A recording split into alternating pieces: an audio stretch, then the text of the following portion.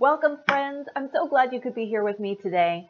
Today, we're going to talk about what has to be the most common question from any of my first-time clients, and that is, how do I study? And when clients ask me this, they have no idea how big of a question that actually is and how loaded it is and how we could really talk for hours on this. But I'm going to break it up into bite-sized snippets for you. So today we'll talk just about studying. And then in the next talk, we'll talk about how to take notes. And then we'll continue on from there. So when we talk about studying, what I want you first to think about is whatever topic you are studying, you have to come to that topic with a positive attitude. And I know it's hard. So let's take an example. Okay, I've always been a decent student of all things, but I've always been a decent history student. And then one year in undergrad, I took a history class, which was one of my electives, with a woman who was so excited. I mean, she was just impassioned for history. It was fascinating to me because I've never met anyone who was actually excited about history. You know, historians know a lot, but there's not usually an excitement. And it gave me such an improved outlook on the whole class. I got an A plus in that class, and they literally put a plus on it like it was a thing. So just that positive push took me from, a pretty good student to an amazing student, right? And I just had a student, she's taking one of my science classes, and she did a great job on her first assignment, and I made one little correction. And she sent me an email and she said, you know what? I knew I was going to get that wrong. I've always hated this class. I'll always hate this class. This is not what I'm good at. And I thought, holy buckets of oats. Like, what just happened there? You're amazing. You made one tiny error, and it's my job to correct that and, show you where you went wrong. No big deal, but that was an A paper. You were amazing. This is a great subject for you. You are good at it. You already proved that.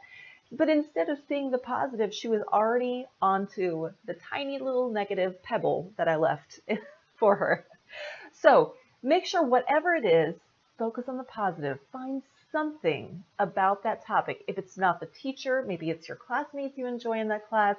Maybe the book is nice and has nice pictures, right? It could be anything. Find something that you can enjoy about that class that will make it something to look forward to. Because those words you talk to yourself are doing more to your performance than most students realize. I suggest a book in the books that I love section of my website. It's called What to Say When You Talk to Yourself by Shad Helmstetter, I believe is his name. He's a PhD. But it's on the website. That book, I read it as a teenager. A woman I worked for was profoundly moved by it and gave it to me. And I was profoundly moved by it, and I keep rereading it every decade or so just to remind myself that all those little messages you send yourself all day long, those are important, and they add up to be a big piece of your picture. So if you tell yourself you're not good at something, I'm sorry to tell you, you're going to find a way to prove yourself right. So stay positive. Okay, once you have agreed with yourself that you're going to find something good and enjoyable about the topic you're studying, then we want to focus just on the study method. So, you can do tons of little extras like flashcards or online quizzes. Those are awesome study aids. But when you actually have to sit down and study the material out of the textbook, that's what I want to talk about today. And I'm going to take you back old school to when I was a youngster, and my students will joke, was it before the Big Bang? How loud was the Big Bang? It was really loud. It was so loud. So, yeah. So back in ye olden days, we did a method called SQ3R. And I'll tell you, I don't know that I remember what grade I learned it in, but whenever they taught it to me, that stuck. I remember SQ3R for the rest of my life. And here's what it is. So if you write it down as an acronym, SQRRR, it's survey, question, read, recite, and review. So survey is where you're going to start. And survey means you open your book to say the chapter that you're reading. So you know you have to study chapter 5 today. So you open your book to chapter 5 and you just survey it. Look at all the headlines, the topics, right, in bold. Look at any bold vocabulary. Look at all the pictures, which is always fun, and the captions. You know, page through, look at all the highlights, right? Sometimes they have little boxes on the side that are things the authors think are important. Take a look at those. So this is a survey. You're just glancing over the material to see what it's about. What are you getting ready to study, right? So it kind of primes your mind. Okay, this is what we're getting ready to take in. Now you've got a starting point. Next is question. You are going to go through that same chapter, chapter 5, start at the beginning, and make each headline into a question. So if it says, dogs like to go outside first thing in the morning, then maybe your question is, when do dogs like to go outside? And then that will apply directly to the next part, which is read. As you read each section under the heading or the topic line, you're going to read that thinking about what the answer to that question will be. So if the topic was, dogs like to go out first thing in the morning. So your question is, when do dogs like to go out? Or do dogs like to go out first thing in the morning? All those are fine. Then as you read the paragraph, what you should find is supporting evidence, right? You should find 63% of dogs prefer to go out first thing in the morning. Of those 63%, 12% are geriatric and simply can't hold it any longer, whatever it is. So as you read, you're looking for the answer to the question. And why is that important? I'll tell you why. Because when those authors wrote that book, when you write a book, I know this because I did this twice, and it's super fun. You start typically with an outline, right? You have a great big outline that lists every topic you want to cover. And then what you do with that outline is you make it bigger, you expand it, you expand it, you expand it, until really all you have to do is make things into complete sentences and you have a book. So when those authors came up with those topic sentences or those headlines, whatever it is you're seeing there in bold print, they said to themselves, this is important, so we need to highlight it, so then we can talk about it. So you want to make sure that you attribute the same value to that topic that those authors did. All right, next you're going to recite. This means you're going to answer out loud the questions that you asked in those headings. So you asked yourself, do dogs like to get up early in the morning, first thing in the morning? Do they like to go out first thing in the morning? And the answer is what? Of course they do. They're tired of being inside. But you want to answer those verbally. And here's why. It's also going to come important for the last step. But here's why. When you look at it and you say, oh, I know that. Okay, I read that. I know that. There's sometimes when you think you know things, and then say you go to class and the teacher says, do dogs like to get up early in the morning? You're like, I'm not for sure, right? You're not certain. Until you verbalize it, often your brain isn't certain. Until you say it, it isn't true. So if you say it out loud, that often helps to cement the idea in your mind. And the last step of this is review. You want to go through and review all the main ideas, just like you did in the beginning. Once you have read everything, asked your questions, answered your questions, now you're going to go back and review one more time. It's a little bit like a sandwich method, right? So you start kind of reviewing with a survey, you end kind of reviewing, and in the middle you do the meat of the work. It's the same thing where if you're giving a presentation, you tell people what you're going to tell them, you tell them, and then you tell them what you told them. It's the same thing. Okay, now this brings us back to, you've got SQ3R, right? So you have a method for how you're going to study each chapter. When are you going to study? I mean, when does this happen? How many hours are there in a week? So first of all, let's say you're taking a 3-credit class. For that 3-credit class, you should expect to spend at least 3 hours a week at home studying. And that's really a minimum. So if you're spending time reading the text, reading alone takes a little while. If you are looking up outside sources, so you come across something you're not sure about, so you go to YouTube and you watch a video, that takes time. All those things start to add up. So make sure you're devoting the time to each class that you need to. Another key, important detail that if every student would do, I think you would do miles better on every exam, is before you come to class, or say you get to class 15 minutes early. Get to class 15 minutes early, and what do? Pull out your book.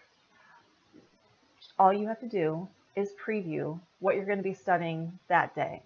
So say you're going to be covering chapter 5. Go to chapter 5. Look at the headings, do your survey, right? Look at the headings, look at the captions, look at the pictures. Your brain is primed. You know what's coming. Then when your professor gets up to lecture, you already knew what was coming. It's not a surprise at all. Your brain's ready to absorb. Now, after class, if you've gone home, that's fine, or you can do this in the hall if you're waiting for another class. Get your book back out. Flip back to chapter 5, and one more time, just review. Just review the headlines, the topics, the little pictures. Review all that. Just having that tiny bit of review makes a huge difference in long-term retention. So don't reread the whole chapter at that time. That's too much for your brain. Sitting in a lecture for hours at a time is really brain overload. So don't go crazy about it. Just a review. Just review it. That's it. Something else you can do that students often find handy and also kind of fun is to, if you're on your own, say you're getting ready for a test, instead of just sitting and rereading the material and rereading the notes, and it's just a lot of reading, right? Your poor brain. How about this? Guess how we professors write our exams?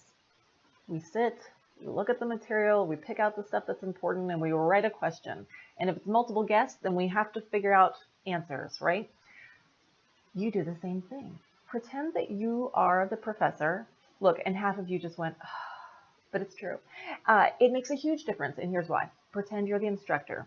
First of all, pick out the topics that you think are important, because 9 times out of 10, you already know what's important. It's true. Then make your own questions up. Now, here's the key. Taking your own quiz, if you make it up a week beforehand, you can probably take your own quiz and be truly tested. That's okay. But if you're making it up a little later than that, you're not going to be able to take your own quiz very well, but you'll still benefit from studying and making the quiz. Here's where having a study group comes really in handy. If you have classmates who also want to study, this is a great way to quickly and easily study with other people, because sometimes you get into a study group, you all go to Panera Bread, and what happens? You just gossip and eat, right? I mean, it happens. You're tired. Nobody wants to study if they could just sit and gossip and eat. But say you each created your own quiz, and then you made copies for everybody and you passed them around. Then you can, that's good practice to take a quiz or exam. Absolutely good practice. And I make my students do that every once in a while, and they enjoy it. They kind of think it's fun. So it's another way you can study while using kind of a different part of your brain and not having to just sit and read and take in material all the time.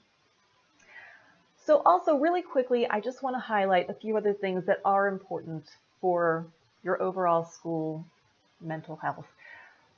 Get enough sleep. If you aren't getting enough sleep, nothing will stick in your brain. I mean, it's just like, it becomes oil and water, like studying in your brain cells when you haven't had enough sleep. Nobody can concentrate well with no sleep or a lack of sleep. Make sure you're eating well. Oh my goodness, so many of my students live on donut sticks from out of the vending machines, which is gross and expensive. It's expensive. It was like $2.25 for donut sticks. You could get, I mean, don't do this, but you can go and get a whole pack of them at the grocery store for that. Um, so if you feed your body good foods, you will always get a better performance. It's just like, say you were driving down the road and you saw a gas can and you thought, oh my gosh, free gas, this is amazing, right? And what do? You stop, you pick up the gas can and you just pour it right into your car, right? You would never do that, never, because that car is worth more. You wouldn't chance it. You don't know what's in there. Let me tell you, 9 times out of 10, what comes out of the vending machine should not be in your body ever. Like, I know, it's okay. I also eat my fair share of junk food. But if you're trying to do really well on an exam, you should not fill your body up with donut sticks. It's not good for you. And finally, let's just go back to positive attitude because it's so overwhelmingly important to be positive, stay positive, and be thinking, I am successful. I'm a great student. Because guess what? It doesn't matter what you've done last semester. If last semester you got straight B's, guess what? There's no place but up. You're going to be amazing, right? It doesn't matter what happened last semester. This semester is fresh, it's clean, and you're ready to roll. Nobody knows who you are. Nobody knows what kind of student you are. You show them who you are. You're amazing. Do your best work, and you're going to be amazing. Thanks for joining me, guys. I really enjoyed talking about studying, and for our next talk, remember, we're going to talk about taking notes. All right, I'll see you soon.